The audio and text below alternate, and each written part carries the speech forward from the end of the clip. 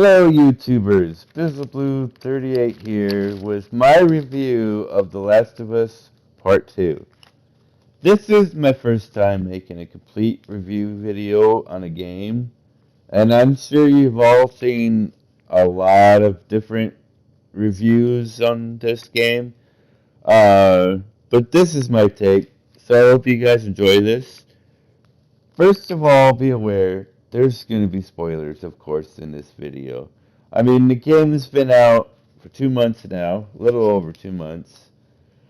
So if you haven't played this game, I highly recommend that you do. If you don't care otherwise, keep watching. I'm just saying this is your warning. Um, Now, The Last of Us Part 2 is very, very deep and raw and at times very brutal game. It's a roller coaster of so many emotions, and it deals with multiple emotions like love, hate, revenge, grudges, depression, and forgiveness. Um, for many, The Last of Us Part 2 kind of split the fan base in two. And I can see why. There were very many scenes and decisions in this game that I could see how some just would not like at all. However, anyone that has ever played the first game, The Last of Us, is well aware that Naughty Dog, especially in this game, in the first one, is gonna throw these shockers at you. They're gonna throw the shock value at you. And you better know going in this game that life is not sunshine and rainbows. You're in an apocalyptic world, post-apocalyptic. You know, this deadly disease, this virus has been going on for years. And in the first game, early on, Joel loses his daughter, Sarah.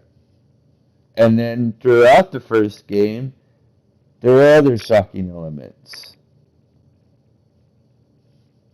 So, to me, it's just common sense that it's going to happen in this game.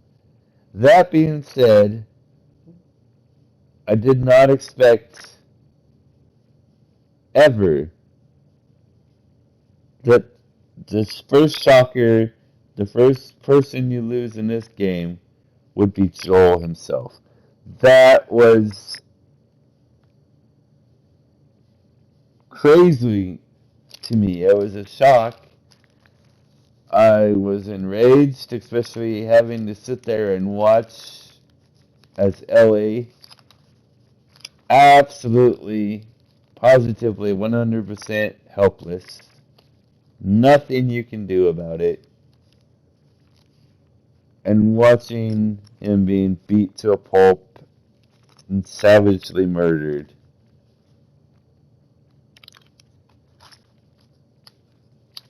By somebody named Abby.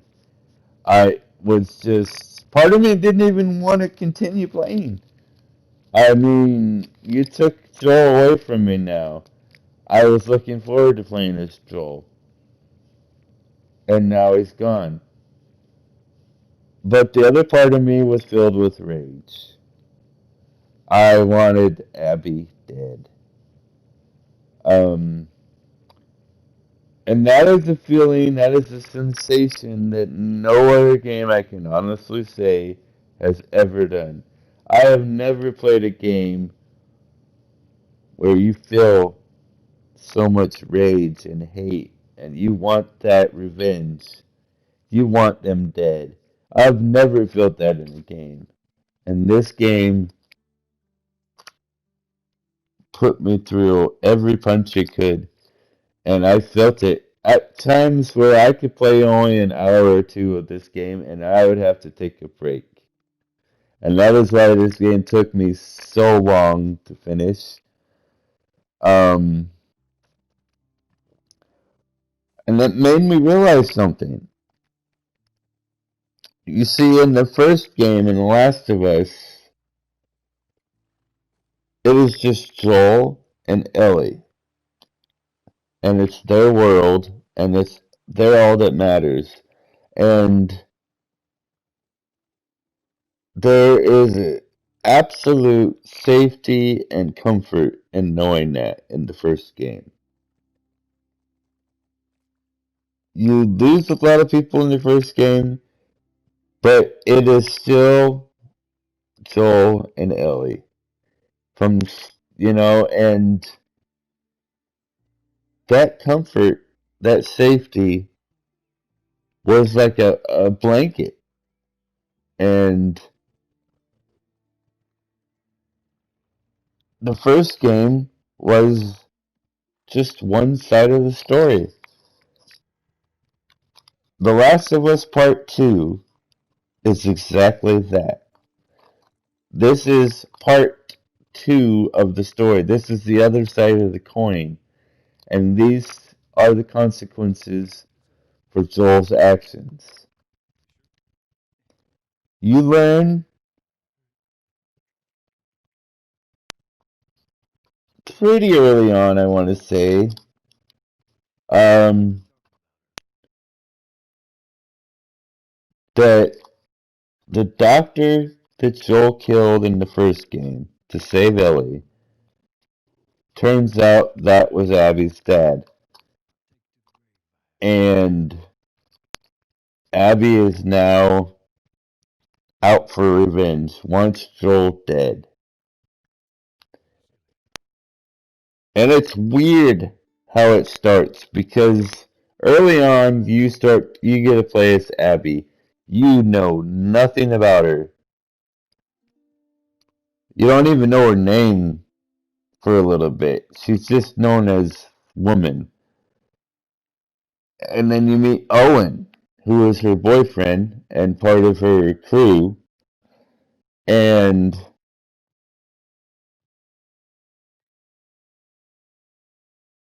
you find out right away, eerily, you still have no idea who she is, why she's there, why you're playing as her, or what's going on. But you realize that she's after Joel for something.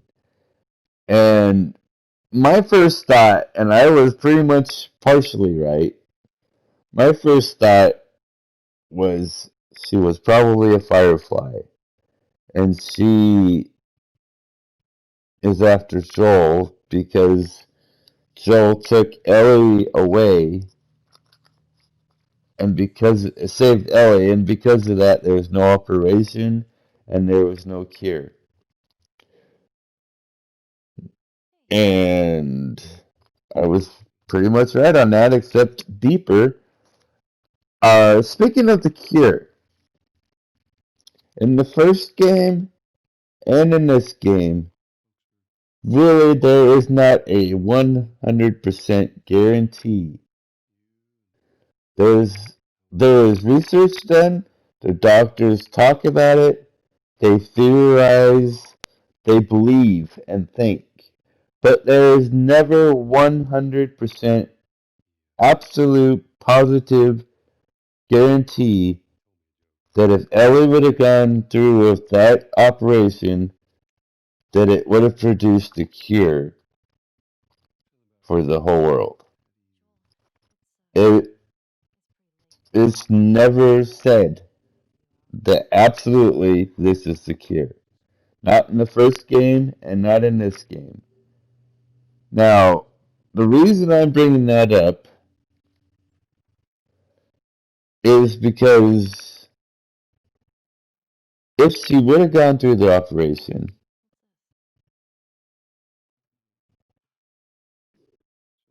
and it failed, it would have been for nothing. And in other words, what I'm saying is,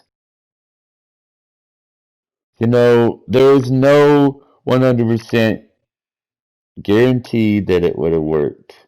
But in the characters in the games, in their minds, it was. And now we'll never know. But Joel did this, saved her because he loves her. He did it all out of love. And he would do it all over again if he was given the second chance. I felt that Ellie's attitude was a bit strange. I get it, she's older. She's like in her, probably 18 or 19, I want to say. Not sure. But when when Joel came out and told her the truth finally, and said, look, the operation would have killed you, so I saved you. And Ellie just loses it. She wants nothing to do with Joel. Until later on, when there's a flashback at the very end, and she says, I wanted my life to matter, and you took that away from me. I don't know. I found that odd because to me, and if you watch my playthrough on YouTube, you'll hear me say, Ellie, your life matters without that. Joel loves you. And he says just that too. He says, if I had had the chance to do it all over again, I would. He says, if I had the chance to relive that moment, I'd do it all over again. Now, and that broke me. Especially when Ellie said, I find it hard to believe you, but I want to try.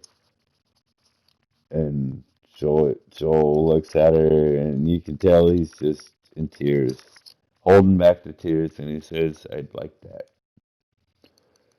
And that is the last conversation that they ever had.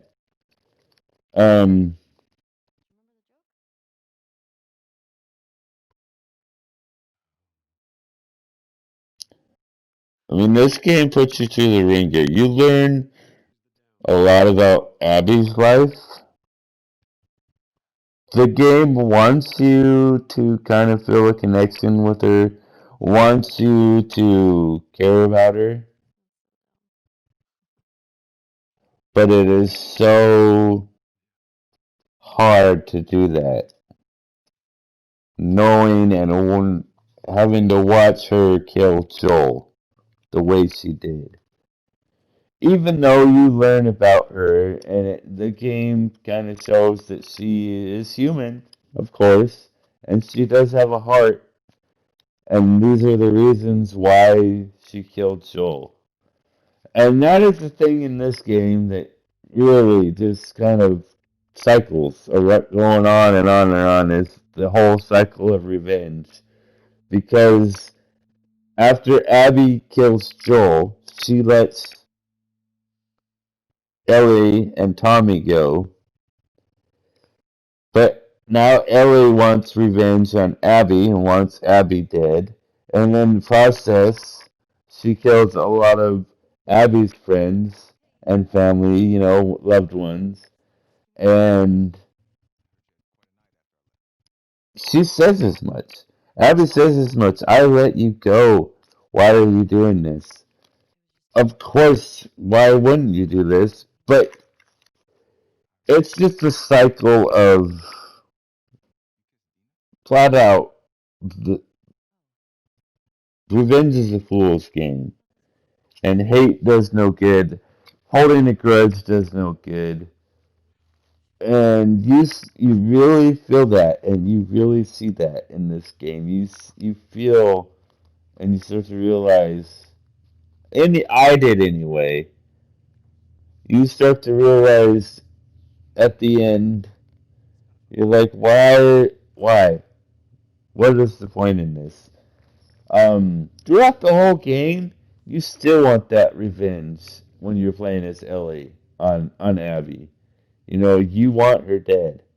And you feel that with every punch, you feel that with every strike, with every bullet you shoot, with every person you kill, even the infected. You just feel it. And then the game, now, oh man, one of the hardest parts in this game for me was when the game switches you around and you're playing as Abby and you find Tommy and Ellie in the theater and you have to fight Ellie for the first time. I hated that. Did not want to strike Ellie. Ellie is the one I cared about the most. Joel was the one I cared about the most. And now I am. And you knew that going in, but you didn't really think it was going to be this way. You figured you would be Ellie. You know, this game switches from back and forth from one character to the other. But when you get to that point, it is just so hard to do. And,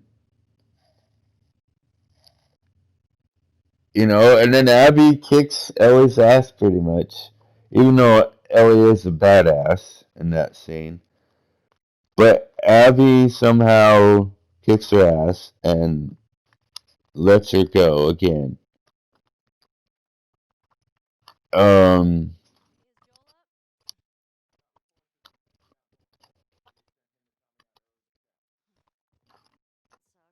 Now you realize that Ellie, because of what happened to Joel, and because she could do nothing, and she was late, you know, made to watch Joel be beaten to death.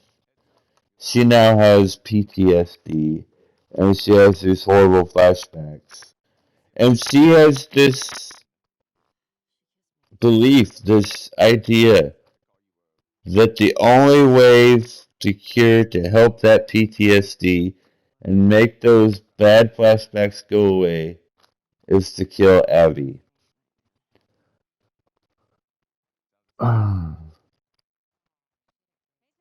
So the whole time you get there, and then the game gets to the end,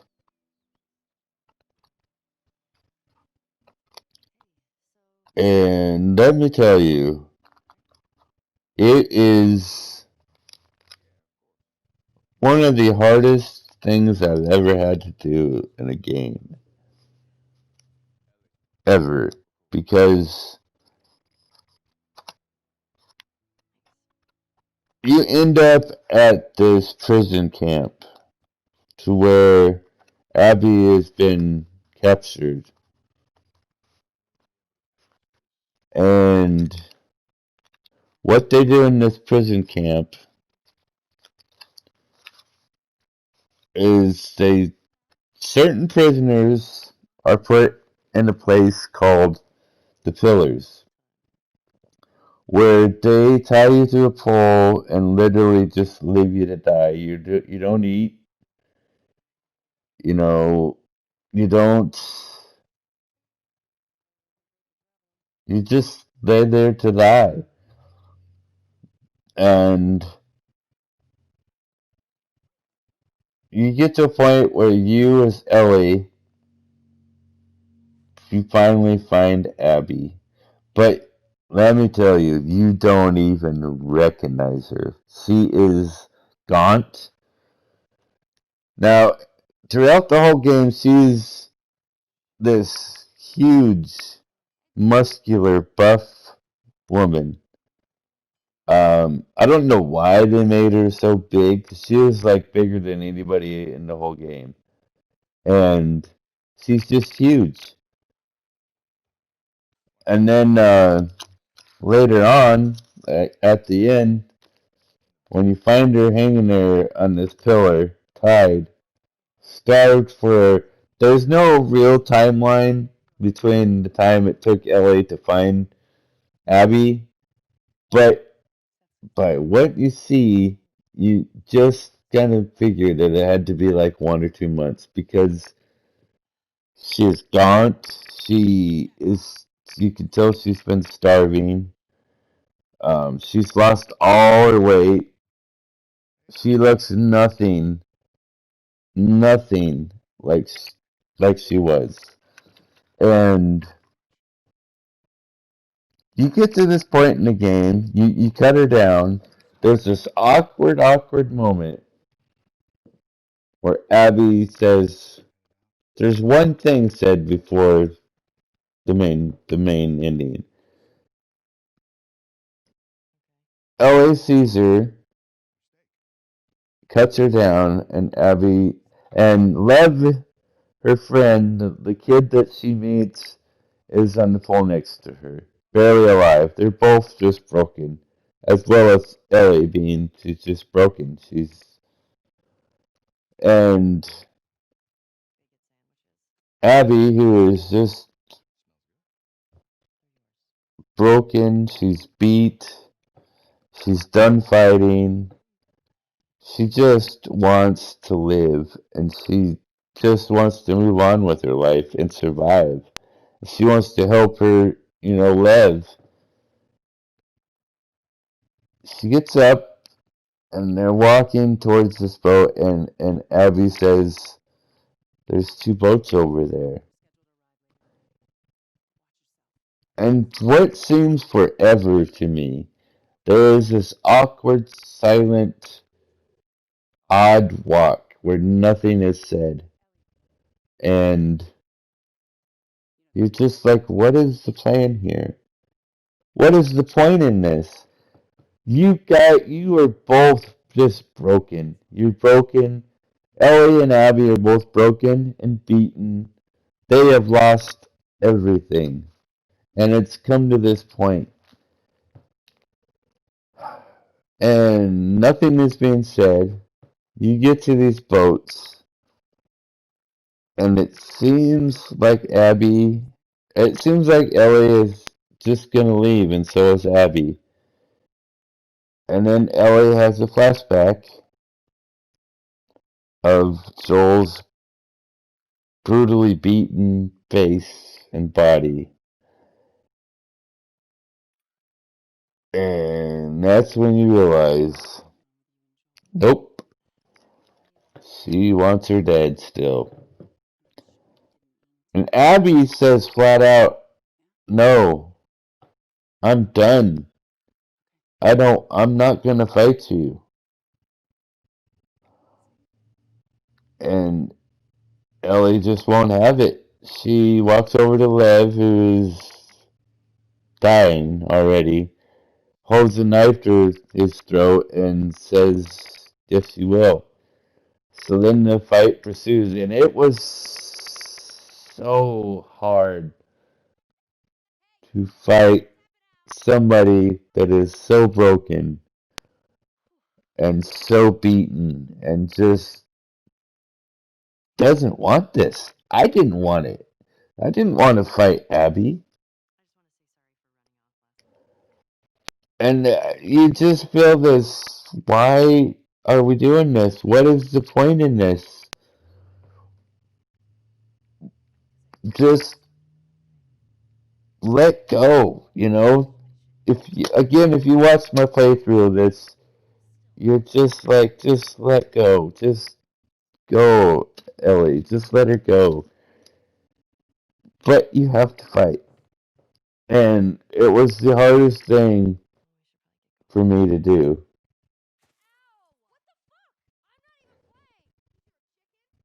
It was so hard. I didn't want to do it. In fact, I let Abby kick my butt because I felt that I deserved it. I wanted it over one way or the other. And of course, that doesn't work. If Abby beats you, you just have to do it again. So you just might as well do it. So I fought her, and I mean, you fight Abby, even though every part of you doesn't want it. You feel broken and beaten just as Abby does, and even Ellie. And Ellie beats her, and it's just about to drown her and kill her. And finally, there's that release. She has a flashback of Joel, a good one this time, and finally realizes that it's time to let go. It's time to forgive. It's time to walk away. This is pointless. We have both lost everything. You're both broken. You're both beaten. You. There is no good in this. It is. What does this do? It does no good. And as we know in the first game, Ellie's biggest fear is that of being alone. And that's in fact what she's done. She is now alone. Sure, Tommy's there, but what does she have? She left Dina.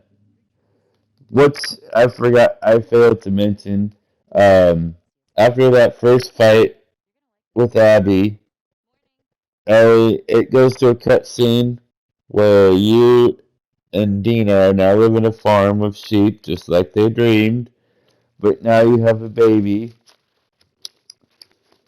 But Ellie is still having those PTSD flashbacks, and she decides. Tommy shows up and says, "We found Abby. Let's go." Ellie decides to leave, and she walks out on Dina and the baby. And of course, who can blame Dina for not staying there and sticking by her? You walked out on, your kid and Dina. So, you know. But anyway, she's alone in the end. And that's her worst fear. And she brought it on herself. This game, I really, really liked it. Was it as good as the first one? Mm,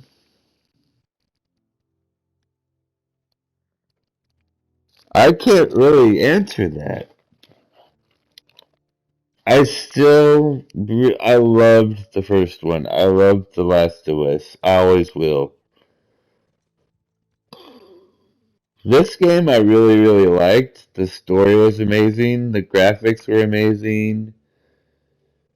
Uh, it brought out feelings that I never thought a game would bring out in me. Um,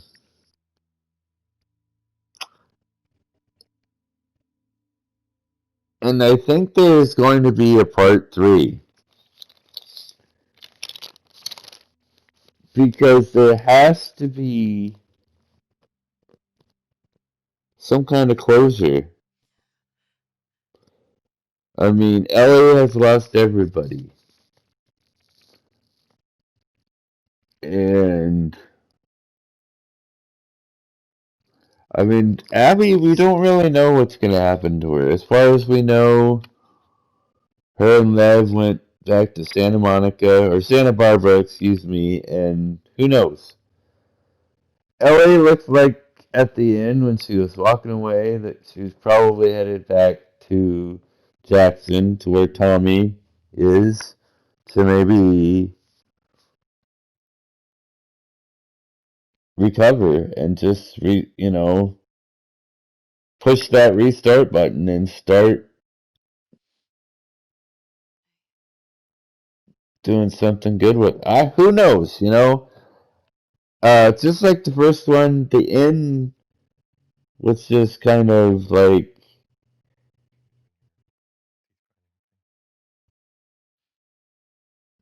makes you think. But I think that there's definitely going to be a third one. I'm not expecting it anytime soon, but um, yeah, I think that, and my prediction for the third one is, you know, I think that Ellie will probably do what she wanted, and she will find, another doctor or another camp where they can do this operation and hopefully, come up with a cure. Who knows though? I mean, it's gonna be years. Um, but I would have to give this game, I would say, overall rating.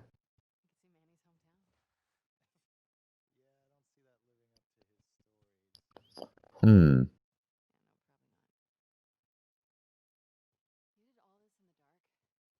I'll give it a 9 out of 10. I feel that it really deserves a 9 out of 10.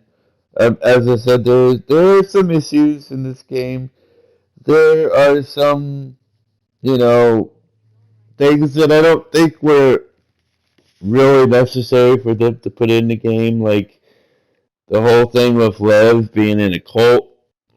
Which I could see that happening, but when they start talking about, first of all, and I'm not gonna get in to the whole gay thing. I mean, it is what it is, and that's all I'm gonna say. The problem I do have is, okay, first of all, it's implied that Lev is, uh, you know, kind of a wondering if he's transgender, kind of. I mean, he's like a 12-year-old kid, and that just didn't sit right with me. But what really didn't sit right with me about that whole situation was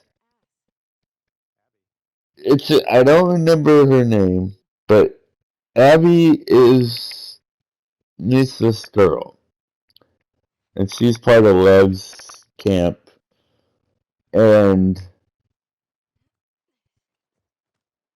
or cult, I should say. And she's talking about how Lev wanted to be a warrior, a soldier. But because of the fact that they're in a cult, the leaders or the elders or whatever you want to call them, they choose your position, your lot in life, what you're gonna be, blah blah blah, and they have chosen Lev, a 12, maybe 13-year-old boy, to be, at the most, to be somebody's wife. I just do not see why they would. I get it that that sort of thing does happen in cults and it's wrong and they're trying to be realistic, but I just felt that that was just not. It was just very awkward and it felt wrong. It had no business being in there. And there's the sex scenes. Like I said, this game has very few issues, but the issues are controversial. But I still give it a 9 out of 10. I love the story, even though the timeline could get confusing. It kind of clears itself up. I love the graphics, they were amazing.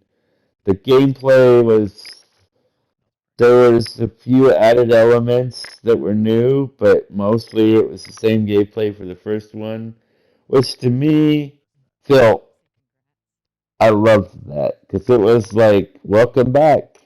Here you are. Um, the music was, of course, amazing. It's the same composer as from the first one. Um, the acting, of course, really good. So yeah, I'd have to give this game a 9 out of 10. Um, I hope that you guys get a chance. If you haven't played this, really don't know why you watched this whole video, but I hope you guys like this. If you do, please like, comment, and subscribe below. Check out my other videos in my channel. Yeah, show my channel some love. It really needs it. And thank you guys for watching, and we will see you in the next video. Alright, bye.